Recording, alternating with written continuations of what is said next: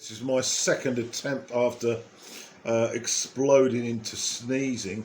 Lots of problems here because of the excessive heat and humidity with hay fever symptoms and eye problems, of which I am suffering. But let's get on to why you've come. It's a movie review. The movie is Hillbilly Elegy, which was released last year, directed by Ron Howard. Writing credits J.D. Vance, based on the book by Vanessa Taylor. This is a true story, and the character J.D. Vance is the lead in this movie, played by Gabriel Basso. Not heard of him before. His other cast members I have: Amy Adams plays Bev, his mother.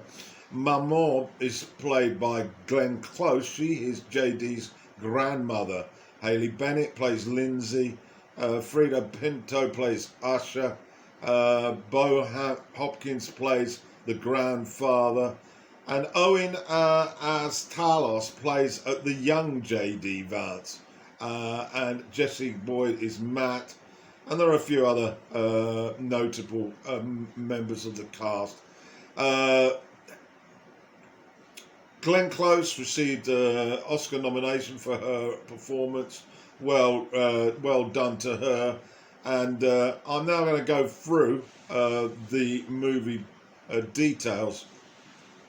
J.D. Vance, a venture capitalist whose autobiography centered around its upbringing in Ohio and raised by his mother and grandmother with Appalachian values in the South, a supposed portrait into the struggles of the white working class of America, with the cultural divisions in America the focus.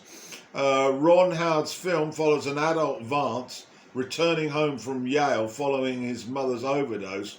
Here he's in his final months at Yale University, and he is forced to attempt to handle the family crisis like many before, and the script reflects very much on his childhood through various flashbacks focused on the relationships he had with all his family. In Hillbilly Elegy, we see the sacrifices families make for one another through loyalty, as Vance tries to deal with his guilt for finding success and leaving his family behind.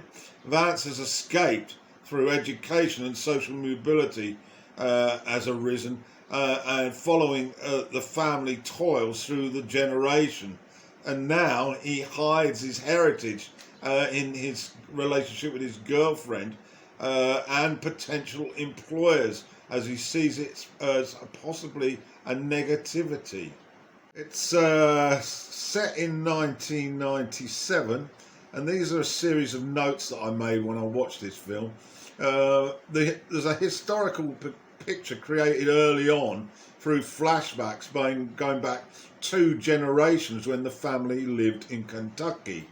But as I said, he's in his last year at Yale, and he's seeking a legal position to follow up his period at university at prestigious law firms as an assistant, and it really reflects on how far J.D. Vance has come in his social mobility. We see an Easter family event where we get an insight as to how his mother has caused a considerable strife through her behaviour, her dysfunction, her rage and her selfishness. She's also well capable of doing teenage acts such as stealing for the thrill of it, and her choice of males through the ages has exacerbated the problems she's had to deal with adult parental responsibility, and she's not indisposed to get involved in self-harming and stealing opiates to feed her drug habits when she works for a period of time in a health setting. some harrowing scenes in this movie, and I'll refer to one when J.D. Vance is a young boy. He's probably about 10 years of age, and he's forced to flee his mother's rage, and he runs to a stranger's house for a place of safety. The police intervene, and there's an eventual calm which avoids her being arrested for assault, and this typifies really the volatility, brilliantly portrayed by Adams, it has to be said, of a damaged young woman.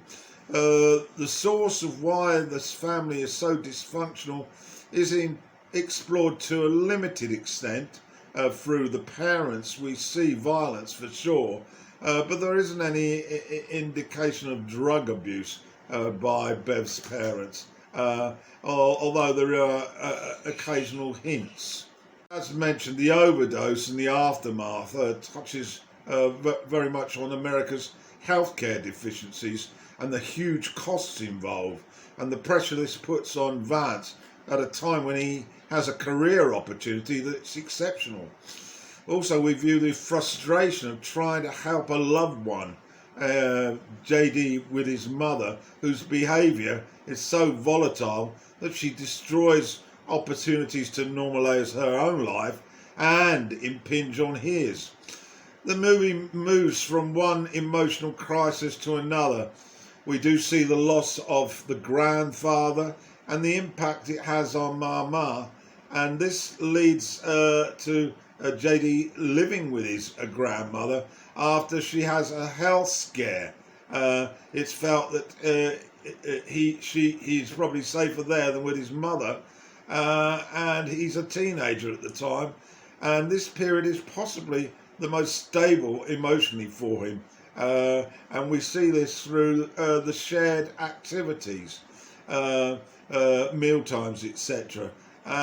Glenn Close hooks into the grounded character with ease, and her Oscar nomination is no surprise, to be frank. The film's theme of dysfunction, if anything, is a little overemphasised and draining on the viewer, such as we become weary of scene after scene illustrating behaviours that are destructive to self and others. Other irritations are also seen. The constant flitting between the time periods I found tiresome. The movie is saved by a tremendous amount of a tremendous moment involving Mama and JD when he steals a calculator from a store. There's a set too where he's read the Riot Act by his mother and given a lecture on taking responsibility and grasping life's opportunities, and it's delivered by Close with typical prowess, an instant Oscar winner favourite, I feel. So overall, it's not a bad watch. It's not the best film I saw last year, but certainly her performance, Glenn Close, saves it somewhat, as does Amy Adams. See what you make of it anyway. It's called Hillbilly Elegy, and it was released in 2020, directed by Ron Howard.